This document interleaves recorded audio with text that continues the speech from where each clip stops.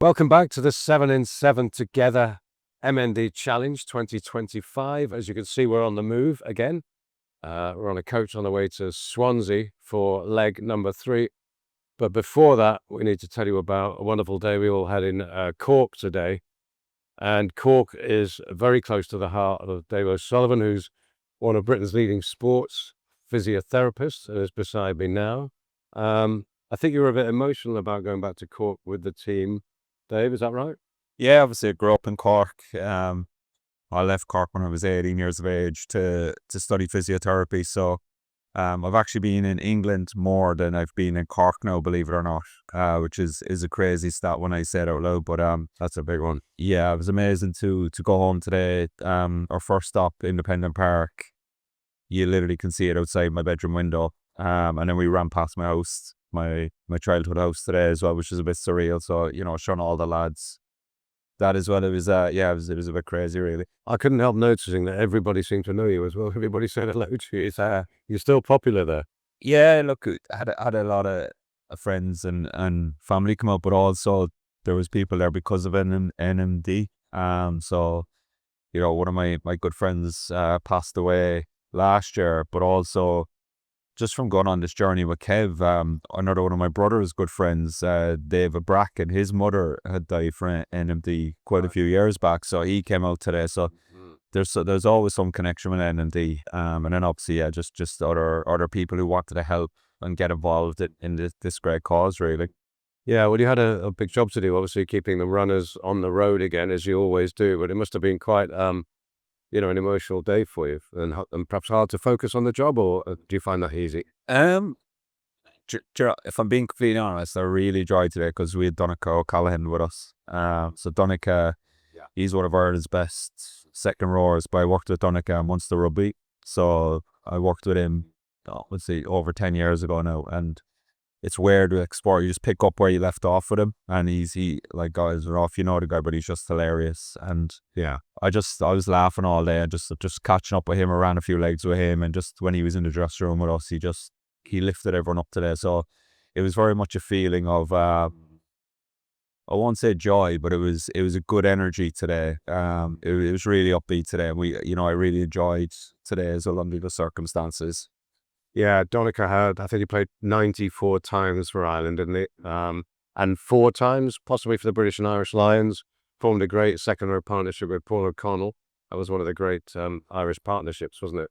And it's noticeable when somebody like that comes into the camp when they had something new, energy and local knowledge. And he really had an effect on everybody today, didn't he? He really threw himself into it. Yeah, he's a great Cork man, Donica, and he's, as you said, he was able to tell him a lot about the history of bits and pieces. And even when we stopped in the second stop, Queevy and Kelleher is from Ringmahon, and we stopped to St. Michael's, which was right next to it. And Donica's just giving all the lads some nice facts and it just made it really interesting today.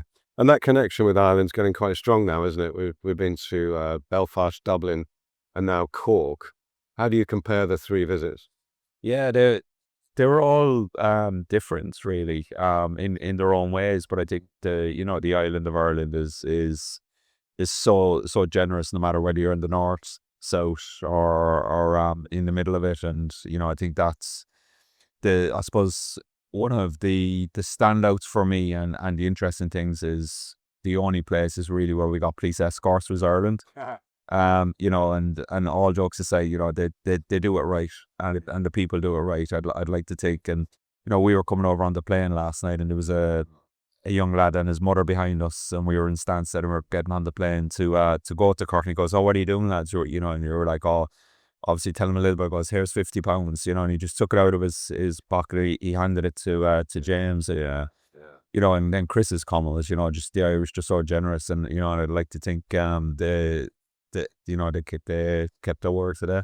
Yeah, I should say we had a car and 2 outriders, and they stayed all day, didn't they? And had some food with us afterwards. And Kev gave them a shirt from the day's run, and there was quite a camaraderie between the runners and or the team and the police by the end of the day. And we've had that, as you said, 3 times. Yeah. Yeah. It's a great tribute to law enforcement, both sides of the border, I'd say. Yeah. They just, they supported it and they really enjoyed it as well. I think they enjoyed being part of it and stuff, so as I said, and I think that's a testament to our team as well, though. Like, there's no, like, everyone gets on well. There's lots of banter and it's almost like a rugby team environment with the amount of abuse that everyone gets. But I think the guards kind of join in on that, and as I said, everyone means well, and I think they can feed that energy and that togetherness that we have, and it's like anyone who comes into the camp, like the BBC across the way drinking all the beers, everyone just mingles together and everyone fits in well together, and I think that's the special thing about this team is it's so easy for people to come into the group. Yeah. So correct me if I'm about to make a massive overstatement, but traveling around Cork today gave me a sense of why Irish sport overachieves so much. And I think it is one of the great overachievers in world sport. And what I felt today was that there's this fabric of sport in the Republic. It's community-based, it's grassroots-based. There seem to be teams and clubs everywhere we went today. Is that how you saw it when you grew up in Cork? Did you feel that strong communal culture? Oh yeah, Cork is a sporting city. We it's called the People's Republic of Cork. We think we're the real capital of Ireland, and I think our accent's a little bit different to the rest of Ireland, and yeah, it's called a rebel county, obviously with Michael Collins and stuff. So there's a lot of history there, and I think just what you said there, I think that probably the thing that people don't realize outside of the country of Ireland is probably, and I mean this with the most respect to our rugby athletes, the best athletes in Ireland are playing Gaelic football in Ireland. Right. And Donica said that today himself. He said, like, it's just rugby and football are their third, fourth choice sports, and everywhere you go in Cork, you'll see a Gaelic football pitch, which the facilities are probably better than anything. I've worked in rugby league, and it's all an amateur sport. So yeah, it's pretty special. And you go into any go to country in Ireland, and you'll find a pub, a shop, and a Gaelic football pitch. Yeah, it's really striking. So today we went to a Gaelic football ground. We went to a rugby union ground, and we went to the great hurling cathedral in Cork. I guess it felt to me that hurling was the main sport in Cork today. Is that correct? Yeah, it is. It's hurling's I went to the All Ireland hurling final this year, and it was like the tickets are like gold dust. You just can't get them. Yeah. The footballers, depending on how good they are, get supported, but not as much as the hurling.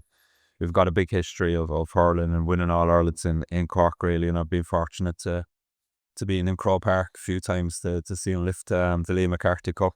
Yeah. You mentioned your friend Cathal Deasy, and he got ill. His timeline has coincided more or less with your involvement with the team, hasn't it? I guess that's added a kind of intensity to the whole experience, isn't it? Yeah, definitely. Excuse me. It is. So the first year or two, obviously, I was doing it. Then when I heard about Cathal, I saw him then in UCD 2 years ago, and he was, he just got into a wheelchair at that stage, and that kind of shook me up a little bit. And obviously then, he passed away just before last year's challenge, which is frightening, and it just shows the acceleration of the disease. And then for this year to be there and see Maeve, his wife and his kids, 1 year on, it's just obviously time is flying, but actually a year for someone with NMD is, it's unbelievable how it's frightening how quickly the disease kind of cuts through the body, really. And I know she was really grateful for it today, but also it's also hard for people as well. And one of the comments that I got from the family was obviously it's their first time now and seeing other people, again, and it kind of brings everything back. So obviously it's a little bit bittersweet as well for them, Yeah. And we met some wonderful people today from the Irish MND Association. They were very, very inspirational people, I thought. And your work is mainly keeping these runners going and keeping Kev going. And you put him back together a few times over the years. But so far, he's going to kill me for saying this in case I'm... well, you can't tempt fate. It's a myth, isn't it? But Yeah. So far he's been in tremendous shape and he's been running quick, and it's been a successful first couple of days, hasn't it? Yeah, definitely.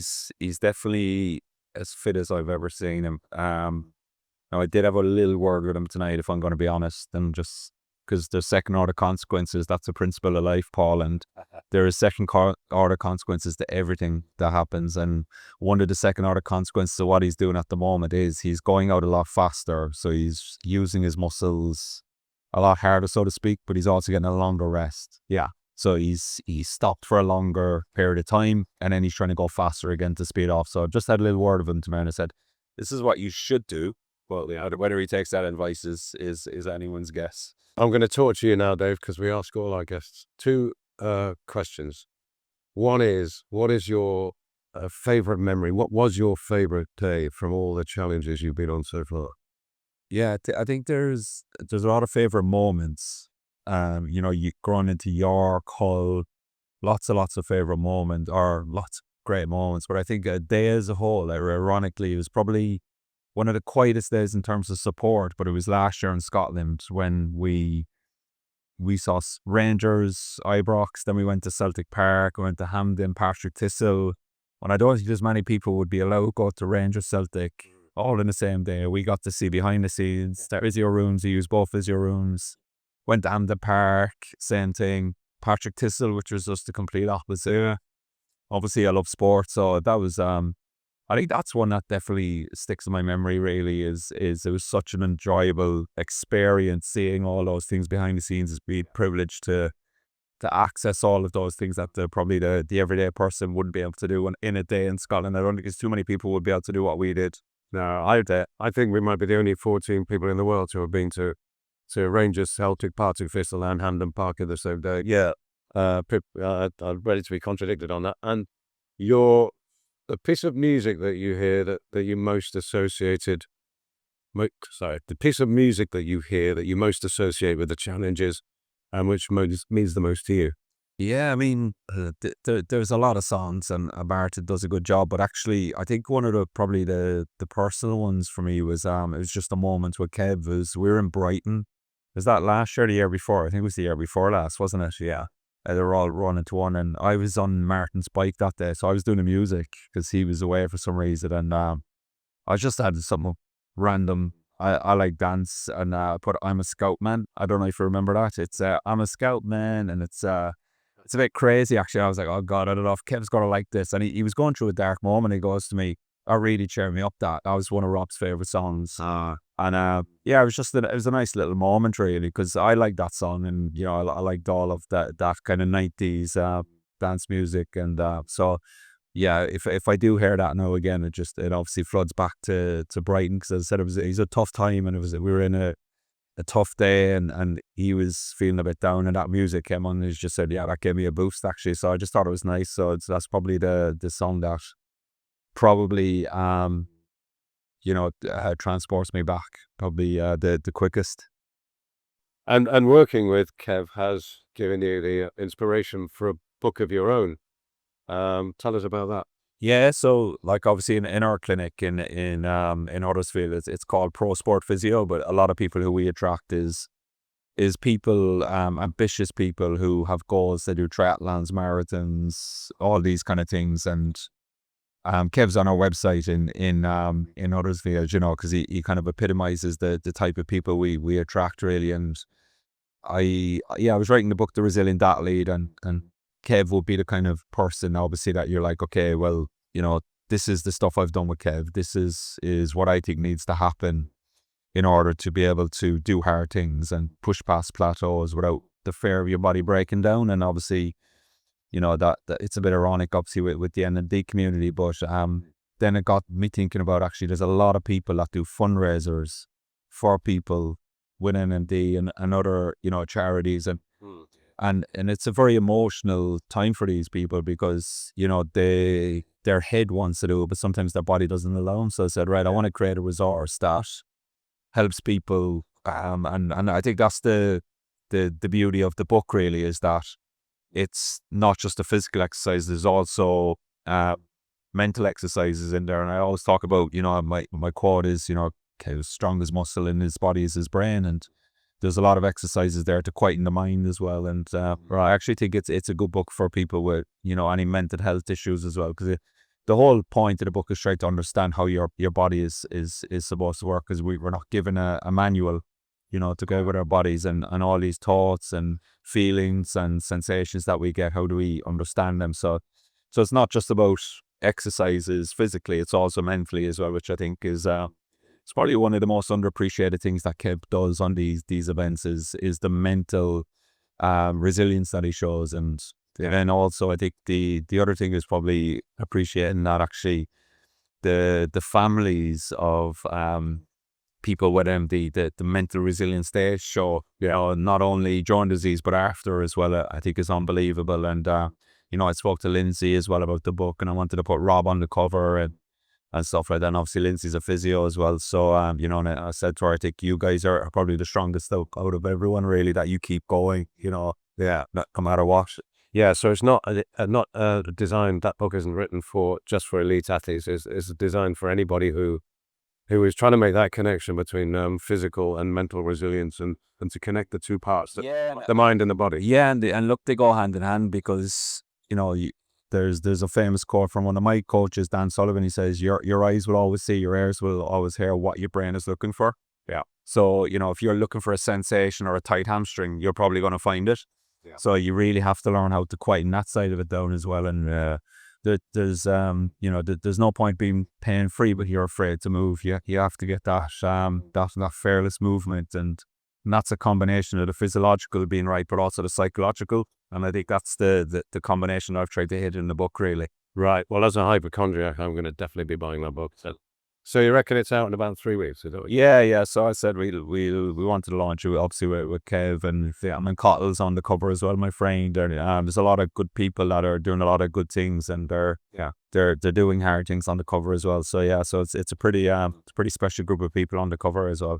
Okay, that's brilliant. That's The Resilient Athlete by Dave O'Sullivan, who is, when we get to Swansea quite soon, is going to get his physio table out, no doubt, and repair some more damage. Thanks for joining us on the 7 in 7 Together official podcast, and we'll be back with you very soon.